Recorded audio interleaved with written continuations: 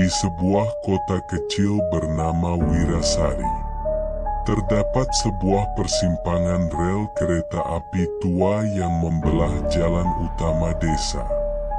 Rel itu sudah tidak aktif sejak puluhan tahun silam. Namun masyarakat setempat masih kerap menghindarinya saat malam tiba. Meski kereta tidak lagi melintas, cerita-cerita menyeramkan tetap hidup di tengah masyarakat. Diwariskan dari mulut ke mulut. Warga menyebut tempat itu sebagai Simpang Mati. Sebutan itu bukan tanpa alasan. Selama bertahun-tahun, puluhan nyawa melayang di sana. Entah karena kecelakaan atau kejadian yang tak pernah bisa dijelaskan dengan logika. Beberapa kendaraan mendadak mogok saat melintas. Sementara pengendara motor pernah ditemukan tak bernyawa tanpa luka sedikit pun. Namun yang paling menyeramkan adalah cerita tentang sosok berjubah putih yang kerap terlihat berdiri tepat di tengah rel, menatap kosong ke arah kejauhan. Niken, seorang mahasiswi jurusan sejarah, memutuskan untuk kembali ke kampung halamannya di Wirasari setelah lama merantau. Ia hendak menyusun skripsi tentang rel tua di desanya yang dipercaya memiliki nilai sejarah tinggi. Saat tiba di rumah orang tuanya, ia langsung menanyakan tentang rel tua itu. Namun sang ibu hanya menyuruhnya untuk tidak membahas hal-hal yang dianggap tabu oleh warga. Rasa penasaran Niken makin membuncah. Malam itu, ia membuka kembali album foto lama peninggalan kakeknya yang dulu pernah bekerja sebagai penjaga perlintasan rel. Di antara lembaran foto yang menguning, ia menemukan potret seseorang berseragam penjaga rel berdiri di tengah malam, dengan sorot lampu lentera menyala redup. Namun yang membuat bulu kuduknya merinding adalah bayangan samar di belakang sang penjaga, menyerupai sosok berwujud manusia tanpa wajah.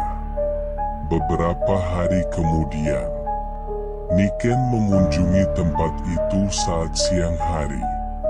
Rel tampak sepi, ditumbuhi rumput liar dan semak belukar.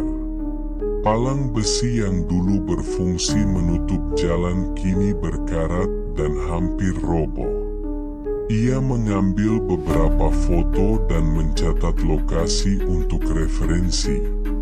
Namun saat hendak kembali ke rumah, ia sempat menoleh ke belakang dan merasa ada seseorang yang mengawasinya dari balik semak. Tidak ada siapa-siapa. Namun udara di sekitar rel terasa dingin menusuk. Malam itu, Niken bermimpi aneh. Ia melihat dirinya berdiri di tengah rel. Sementara suara gemuruh kereta datang dari kejauhan. Tubuhnya tak bisa bergerak, seolah tertahan oleh kekuatan tak kasat mata. Sesosok pria tua berjubah lusuh muncul dari bayangan dan menatapnya tajam. Matanya kosong, namun penuh tekanan. Pria itu menunjuk ke arah belakangnya, lalu perlahan menghilang di telan asap hitam. Bangun dengan napas tersengal, Niken mendapati dirinya berkeringat dingin. Mimpi itu terasa terlalu nyata. Ia memutuskan untuk mencari tahu lebih lanjut. Ia menemui Pak Darto, tetua desa yang dikenal menyimpan banyak cerita lama. Setelah beberapa kali didesak, Pak Darto akhirnya menceritakan sebuah tragedi yang telah lama ditutup-tutupi oleh warga. 30 tahun silam, seorang penjaga rel bernama Pak Raji meninggal secara misterius saat bertugas malam hari.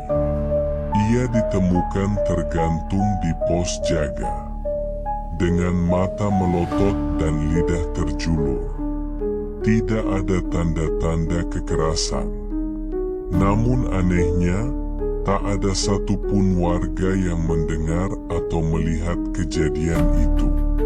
Sejak saat itu, pos jaga kosong dan rel tak lagi digunakan. Namun keanehan mulai bermunculan.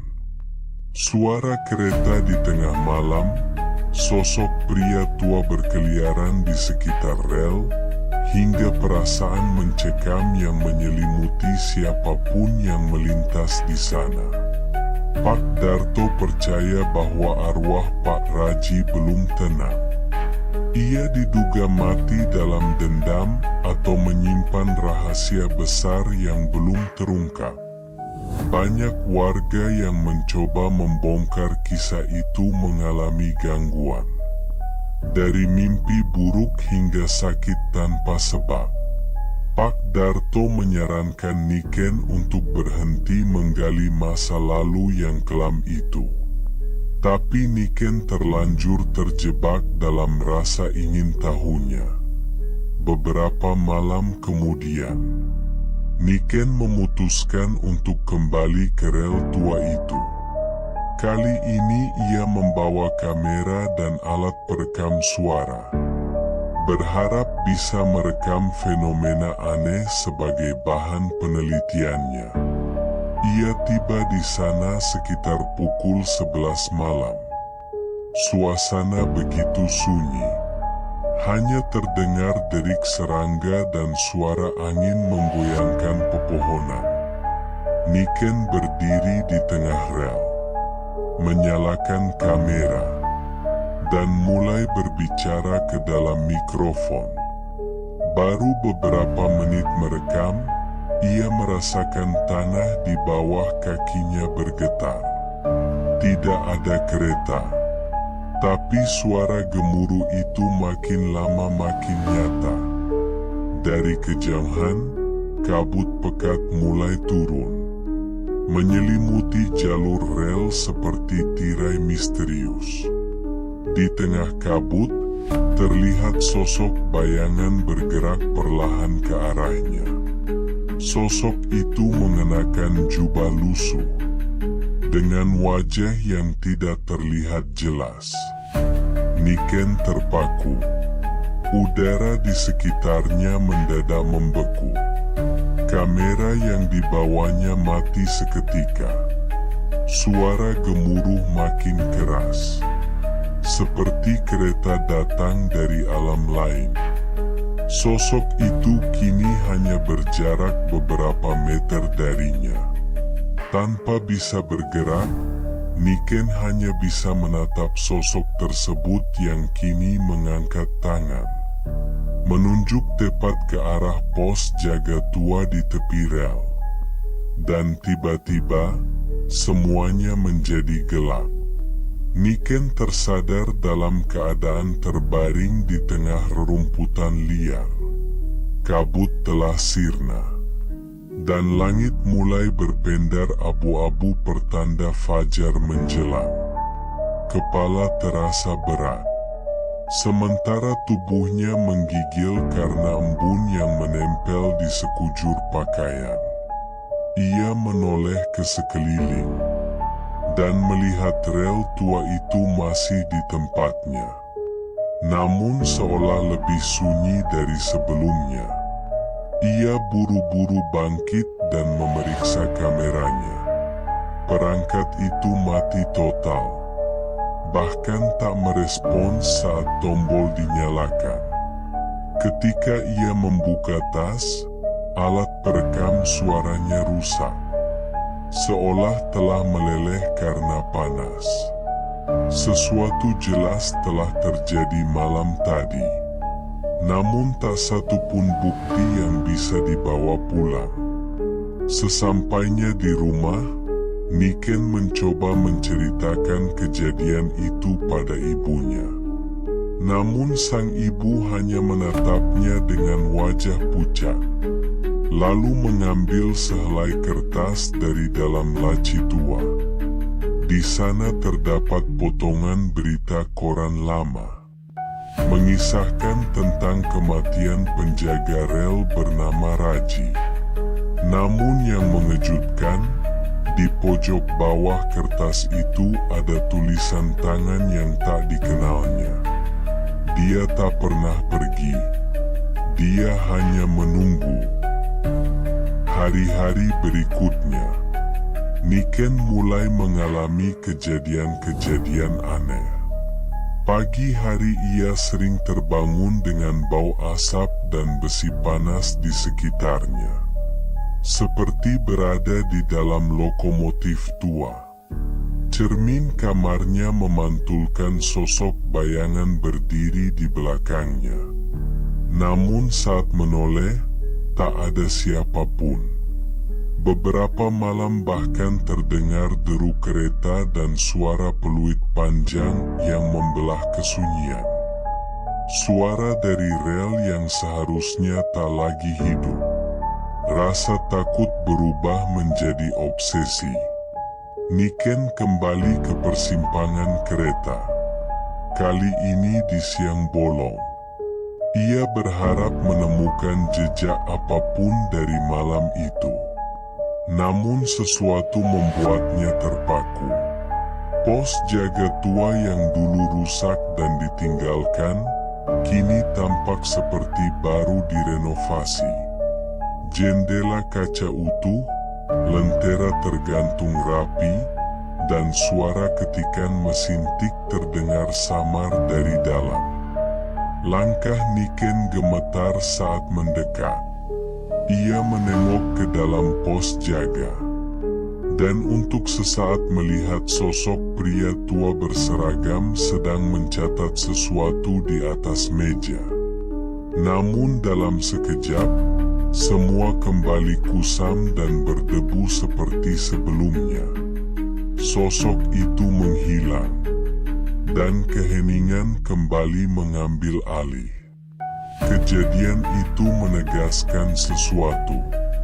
Ada semacam batas tak kasat mata yang memisahkan dunia nyata dan dunia tempat arwah Pak Raji bersemayam. Dan Niken, entah bagaimana telah melangkah melewati batas itu. Malam harinya, ia memimpikan rel tua sekali lagi. Namun kali ini ia tidak sendiri. Ada banyak orang di sekitarnya. Pria, wanita, anak-anak. Semua berdiri di sepanjang rel dengan wajah kosong. Di antara mereka, Pak Raji berdiri paling depan, menunjuk ke arah sebuah bangunan tua di dekat rel yang tertutup semak belukar. Dalam mimpi itu, Niken merasa harus pergi ke sana. Keesokan harinya, ia kembali ke lokasi itu, mengabaikan ketakutan dan peringatan dari warga. Ia menerobos semak dan menemukan bangunan kecil dengan pintu kayu rapuh. Di dalam, bau apek dan debu menyengat. Namun di salah satu dinding, terdapat papan besar penuh catatan jadwal kereta dan laporan penjagaan yang telah menguning. Di bagian bawah tumpukan kertas tua, Niken menemukan sebuah buku catatan lusuh. Ia membalik halaman demi halaman, hingga sampai pada lembar terakhir yang ditulis tangan Pak Raji.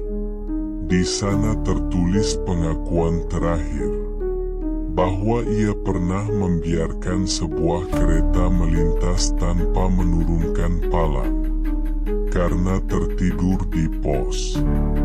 Dalam insiden itu, Sebuah mobil keluarga tertabrak dan 5 nyawa melayang.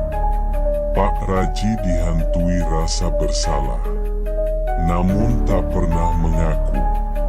Hingga akhirnya memilih mengakhiri hidupnya sendiri di pos itu. Kini semuanya menjadi jelas. Pak Raji tidak hanya menjadi korban. Ia adalah pelaku yang dihantui dosa yang tak tertanggungkan.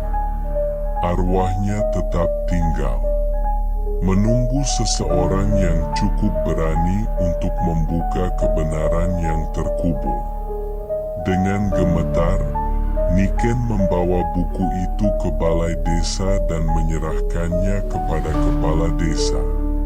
Saat warga mulai membaca isi pengakuan itu, perubahan aneh terjadi. Suara kereta yang dulu terdengar di malam hari menghilang. Kabut tebal tak pernah lagi turun di sekitar rel.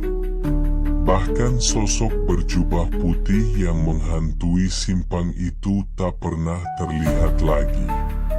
Namun, tak semuanya selesai di situ. Beberapa minggu kemudian, warga mulai memperhatikan satu hal ganjil. Setiap malam, di pos jaga tua, lentera yang sudah tidak berfungsi selama puluhan tahun, kini menyala terang. Dan bila diamati dari kejauhan, terlihat bayangan seorang perempuan duduk di dalam, mencatat sesuatu di atas meja, mengenakan pakaian seperti mahasiswi. Wajahnya tenang, namun sorot matanya kosong. Seolah ia kini adalah penjaga baru simpang rel itu.